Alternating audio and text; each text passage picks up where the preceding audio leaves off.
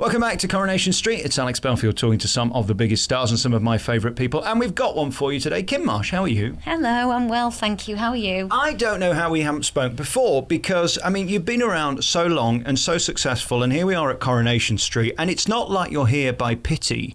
You're here because people really love you in this role, and you've made it your own. You bring charm and warmth and beauty to it. Congratulations. Oh, thank you very much. That's really kind. I feel good now. Is it surprising to you? Because there you are, a pop singer, and now you are on the UK's most popular soap that everybody loves and really cares about. It's an amazing trajectory, your career, really. It is really. It's funny now because a lot of people forget that I used to be a singer. People go, oh yeah, you used to be in Hearsay, didn't you? You know, and that's kind of seems to have kind of faded into the background, which is great because obviously I want people to recognise me for being an actress as well. So that's, yeah, it's funny when people forget. It's quite funny. I guess it's a tough role, Coronation Street, because you've got to be relatable. This is a Manchester soap after all. You can't come in all fur coat and no knickers because they won't fall for that. But at the same time, you've got to deliver it. And I wonder what pressure was on you in the beginning to remember your lines and not let people down. I mean, you must have felt great pressure because there's all these stars you've watched on telly for 20 years. Yeah, gosh, it was a real pressure when I first started. I was obviously very aware of the fact that everybody didn't really know me for being an actress, so I had the pressure of people thinking, oh, is she going to fall flat on her face, is she going to be any good, you know. There's obviously that. And then obviously when I did start here, it was a case of I didn't want to mess up and I didn't want anyone here to think, why is she on the show, you know. So yeah, of course it was pressure, of course it was. But you know what? Here, everybody welcomed me and everyone made me feel really relaxed. So that part of it was really easy in that sense. It was just the other bit that I felt quite nervous about. But I've been really fortunate because people have kind of accepted it and have allowed me to carve a career in acting. So yeah, I mean, you know, it's a huge risk, not just for me, but for Steve November, who was at the helm when he took me on as well. You know, he was the producer at the time, and I am aware that, you know, ITV and everyone at Coronation Street did take a risk in taking me on because it could have been a disaster. However, I did audition for my part and I did kind of, you know, beat several of the girls, so, you know, not physically beat them. So that would be weird. But yeah, criminal, in fact. Yeah, exactly.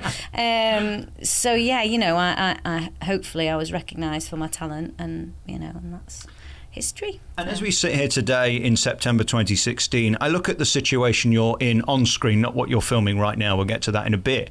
And I asked Simon the question earlier, Steve McDonald, would he really get you in real life? Because there does seem to be an imbalance. Have you seen Simon's actual wife, though? She's beautiful. I love Simon. He's gorgeous. He's like a teddy bear. He's very cute. I actually had a poster of Simon Gregson on my wall when I was younger, which is so weird. And several other girls that have been in the show, Hayley Tamerden being one of them, also did. So he was a real heartthrob back in the day. So now he's just a throb. Well, I don't want to think about his throb, if you don't mind. But what he has got, as I told him earlier, he has that magnificent comic timing. And for you to play off that, I guess, once again, is brilliant because he kind of steals the scenes when he's in them. But also you've got to live up to them, and you do beautifully. You have to match him in that sort of matriarch way, don't you? Is it not a competition, because that would be negative, but is there something sort of combative in acting with him that you've got to keep up?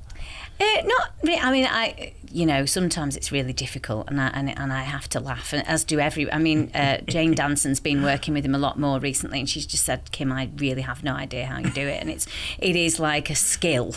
You know, I've learned this skill now, and you know, sometimes I have to look just slightly past him so that I can't actually see his face.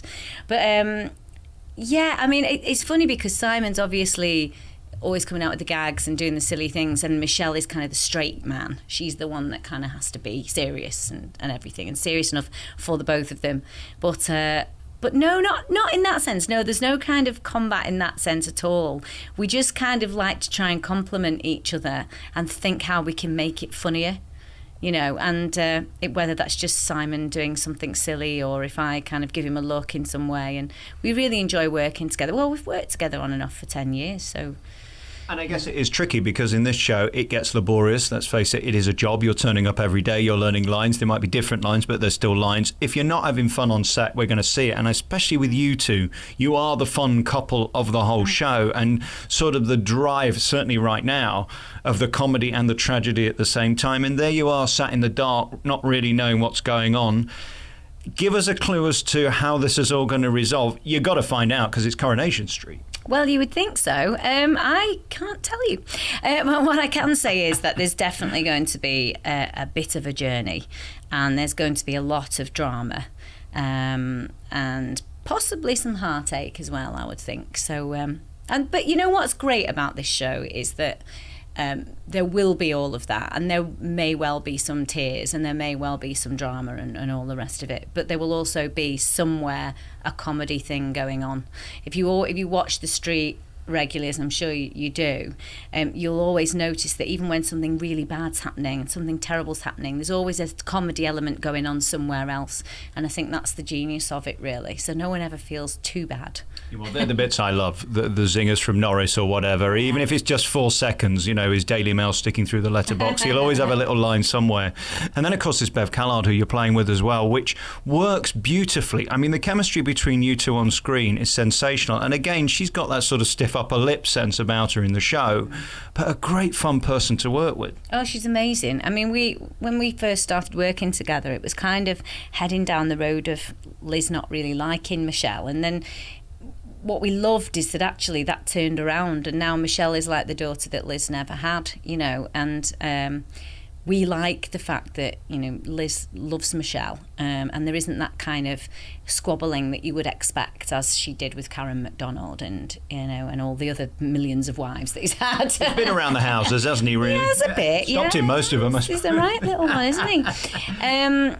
Yeah, so, you know, we like that. Although, again, Beverly's such a giggler on set. She's so funny, especially if we have to do any serious scenes where I have to tell her someone's died or something. She just can't hold it together. She just laughs.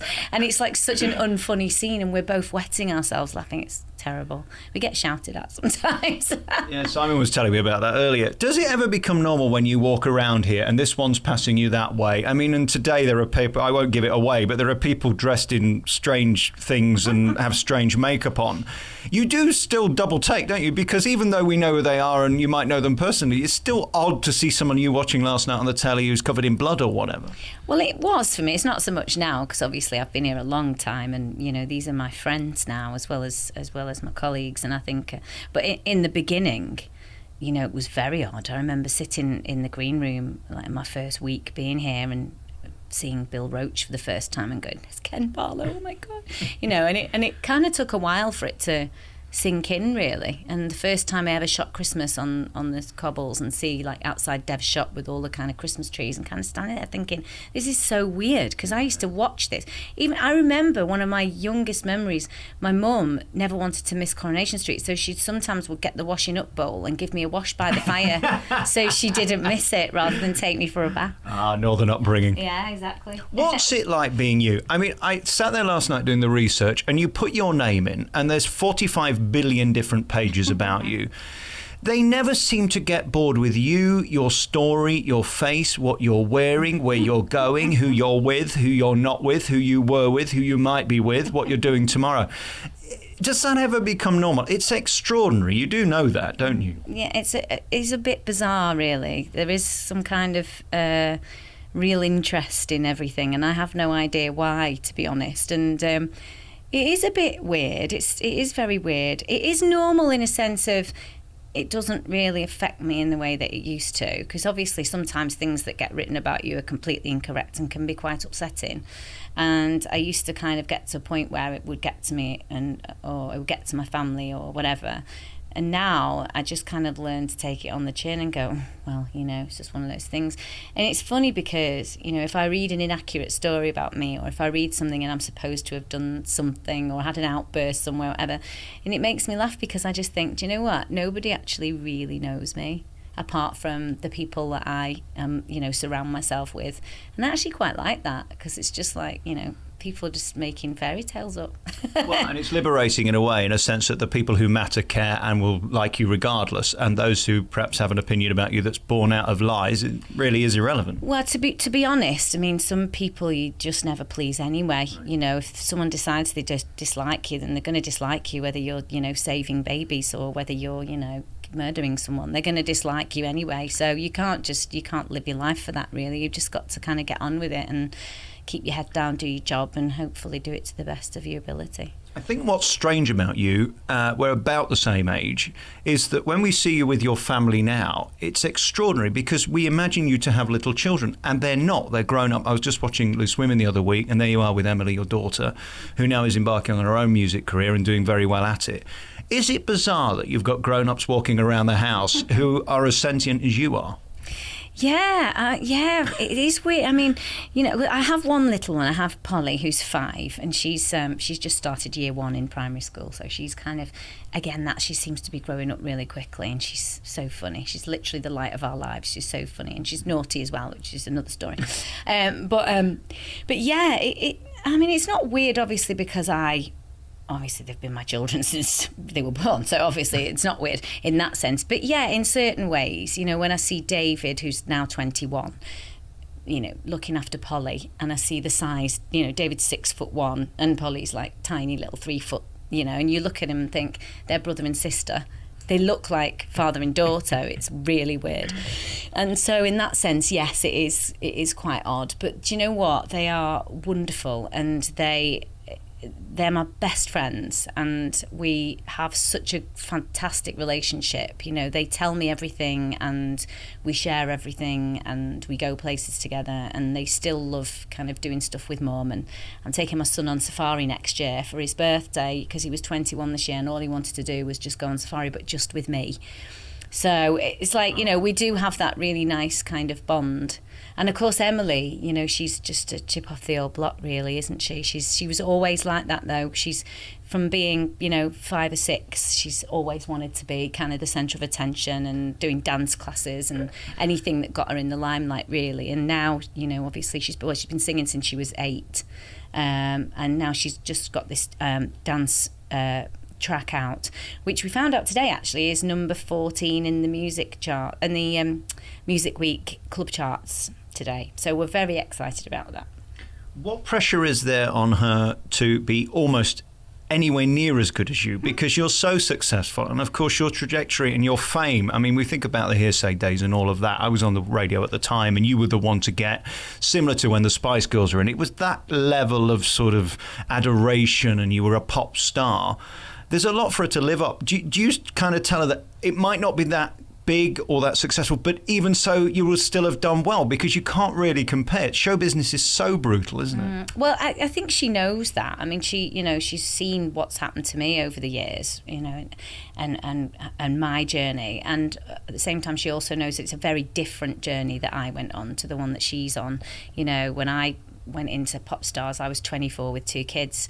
She's just starting out. You know, she's only 18, and she's already got this dance track out in the charts at the moment, and she's, you know, doing gigs in Ibiza and all sorts of other things. It's madness, you know, and so her journey is a very different one to mine, and I don't think she feels pressure in that sense, because she knows that what I did was quite a unique experience, and she isn't expecting to kind of just be, you know, out there and become number 1 overnight. She knows how much hard work goes into it, and she knows what to expect, and she knows, you know, that she has to take the rough with the smooth, and I think that can only be a good thing for her.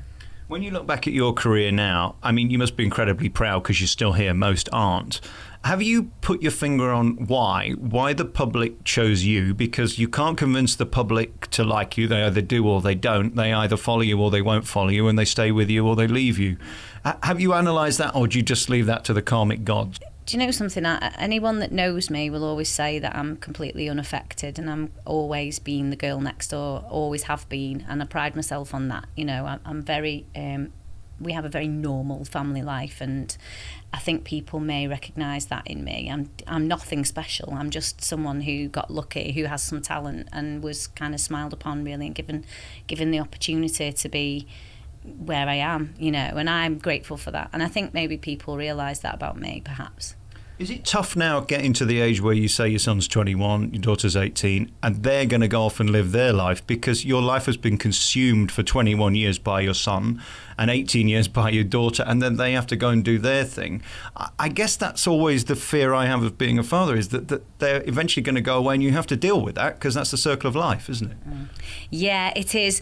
But they're not showing any signs of cutting the apron strings right now. I've got to say, there's no sign of my son moving anywhere. He knows which side his bread is buttered.